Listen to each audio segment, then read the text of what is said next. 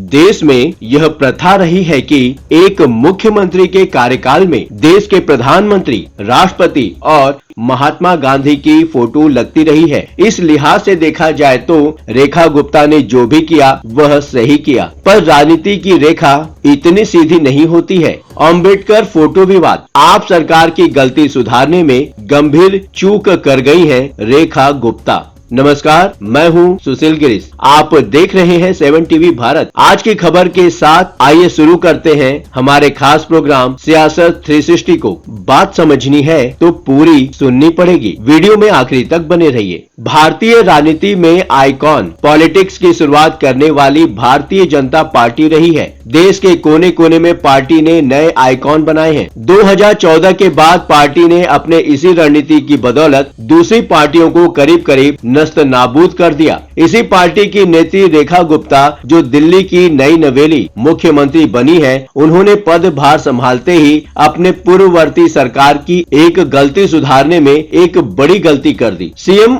गुप्ता की इस गलती के चलते पार्टी को भविष्य में काफी नुकसान उठाना पड़ सकता है। आम आदमी पार्टी ने सोमवार को आरोप लगाया कि दिल्ली में सत्तारूढ़ भाजपा सरकार ने मुख्यमंत्री कार्यालय से डॉक्टर भीमराव अंबेडकर और भगत सिंह की तस्वीरें हटा दी और उनकी जगह महात्मा गांधी, राष्ट्रपति द्रौपदी मुर्मू और प्रधानमंत्री नरेंद्र मोदी की तस्वीरें लगाई गई हैं। मुख्यमंत्री रेखा गुप्ता ने आम आदमी पार्टी के आरोपों का खंडन नहीं किया है। गुप्ता का कहना है कि आम आदमी पार्टी सीएजी रिपोर्ट से होने वाले डैमेज से बचने के लिए इस तरह का अनावश्यक विवाद पैदा कर रही है। गुप्ता ने कहा है कि आप इस तरह के आरोप लगाकर अपने भ्रष्टाचार और कुकर्मों को छिपाने की कोशिश कर रही है। जाहिर है कि आम आदमी पार्टी को बैठे बिठाए एक मुद्दा मिल गया है। आप नेता और पूर्व मुख्यमंत्री आतिशी ने एक प्रेस कॉन्फ्रेंस करके इस मुद्दे पर बीजेपी को घेरा। उन्होंने कहा, भाजपा की दलित विरोधी मानसिकता जग जाहिर है। आज उसकी दलित विरोधी मानसिकता का सबूत पेश किया गया है। अरविंद केजरीवाल ने दिल्ली सरकार के हर कार्यालय में बाबा साहेब आम्बेडकर और शहीद भगत सिंह की तस्वीरें लगाई थी। जब से भाजपा सत्ता में आई है, उसने इन दोनों तस्वीरों को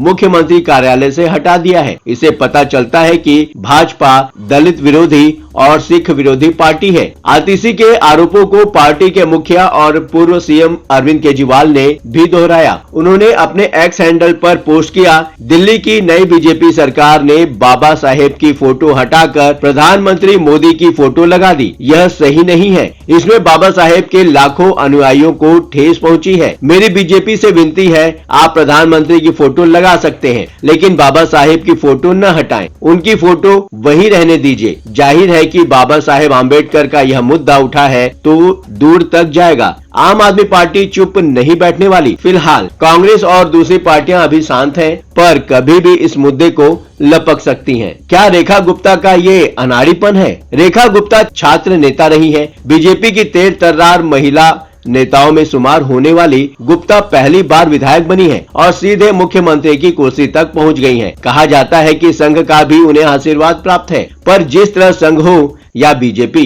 पिछले कुछ सालों से लगातार दलितों के विषय पर देश की अन्य पार्टियों के मुकाबले में खुद को प्रो दलित साबित किया है, उसे रेखा गुप्ता भली भांति समझती होंगी। इसके बाद भी अगर उन्होंने दलित आइकॉन अंबेडकर की फोटो की जगह बदलने का फैसला किया तो यह उनका अनाड़ीपन ही माना जाएगा। हालांकि यह भी सही है कि उन्होंने जो किया वो प्रशासनिक तौर तरीके के लिहाज से सही है, पर लोकतंत्र की अपनी मजबूरी होती है। इसे शायद वो समझने में सफल नहीं रही। देश में यह प्रथा रही है कि एक मुख्यमंत्री के कार्यालय में देश के प्रधानमंत्री, राष्ट्रपति और राष्ट्रपिता महात्मा गांधी की फोटो लगती रही है। इस लिहाज से देखा जाए तो रेखा गुप्ता ने जो भी किया वह सही किया। उससे भी बड़ी बात की रेखा गुप्ता ने आम आदमी पार्टी सरकार की एक बहुत बड़ी गलती को सुधार दिया। देश के राष्ट्रपिता महात्मा गांधी की तस्वीर को सरकारी कार्यालय से हटाकर आम आदमी पार्टी ने एक गलत नजीर पेश की थी, जिसे दिल्ली में सुधारने का काम रेखा गुप्ता के हाथों हुआ।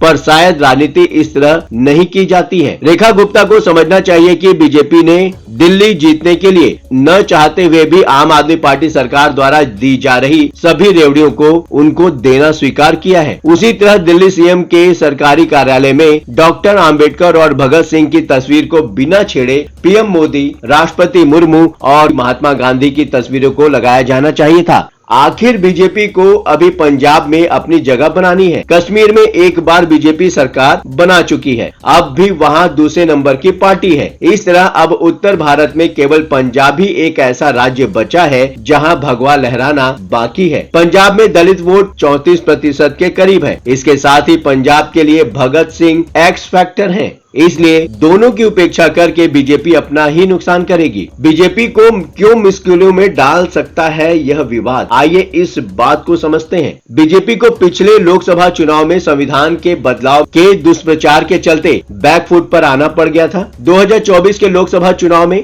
भारतीय जनता पार्टी के लिए मैदान बिल्कुल साफ था। विपक्ष पहले ही हतोत्साहित था, पर 400 पार सीट लाने के बीजेपी के नारे को विपक्ष ने इस तरह प्रचारित कर दिया कि बीजेपी संविधान में परिवर्तन करके आरक्षण को खत्म करना चाहती है। यह प्रचार इतना भारी पड़ गया कि बीजेपी को 400 पार तो दूर पर्याप्त बहुमत के लिए तरस जाना पड़ा। इसी तरह कुछ दिनों पहले संसद में बोलते हुए गृह मंत्री अमित शाह के एक बयान के आगे और पीछे के हिस्से को काटकर इस तरह प्रचारित किया गया जिससे लगा कि बाबा साहब का उन्होंने अपमान कर दिया हो। बाद में गृह मंत्री अमित शाह को पीसी करके यह बात समझानी पड़ी कि उनके कहने का मतलब कतई ऐसा नहीं था। विपक्ष उनके भाषण को तोड़ मरोड़ कर दिखा रहा है। दरअसल देश में दलितों की संख्या करीब 17% है। कुल 543 लोकसभा सीटों में 84 सीट अनुसूचित जाति के लिए तो 44 सीट जनजातियों के लिए आरक्षित है। इस तरह देश की विधानसभाओं में एससी और एसटी के लिए सीट आरक्षित है। पर इन आरक्षित सीटों के अलावा भी देश में कुल 4 सीटों पर एसटी और एससी मतदाता चुनाव में निर्णायक भूमिका निभाते हैं। दिल्ली विधानसभा में ही कुल 70 सीटों में 17 सीटें एससी समुदाय के लिए आरक्षित हैं। इसके अलावा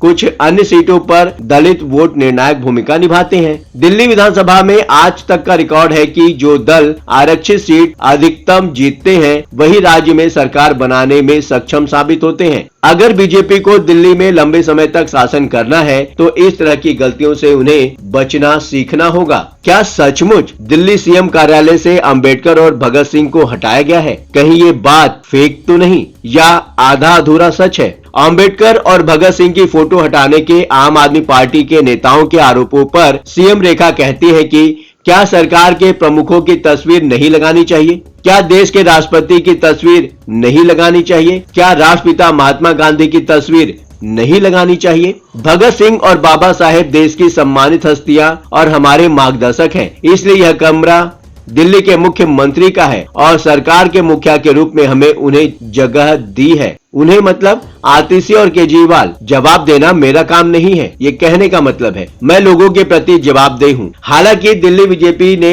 सीएम ऑफिस की एक तस्वीर जारी कर आम आदमी पार्टी के आरोपों पर अपना पक्ष रखा है। दिल्ली बीजेपी द्वारा एक्स पर पोस्ट की गई सीएम ऑफिस की तस्वीर में मुख्यमंत्री की कुर्सी के पीछे राष्ट्रपति द्रौपदी मुर्मू, राष्ट्रपिता महात्मा गांधी और पीएम नरेंद्र मोदी की तस्वीरें नजर आ रही है। इसी तस्वीर में दिल्ली के मुख्यमंत्री की कुर्सी के दाहिनी तरफ वाली दीवार पर डॉक्टर BR अम्बेडकर और शहीद भगत सिंह की तस्वीरें नजर आ रही हैं। इस तस्वीर को देखकर कहा जा सकता है कि सीएम ऑफिस में BR अम्बेडकर और भगत सिंह की तस्वीर हटाई नहीं गई है, बस उसकी जगह को बदला गया है। तार्किक दृष्टि से यह फैसला सही है, पर राजनीतिक दृष्टि से यह फैसला बीजेपी का भला करने वाला तो नहीं लगता।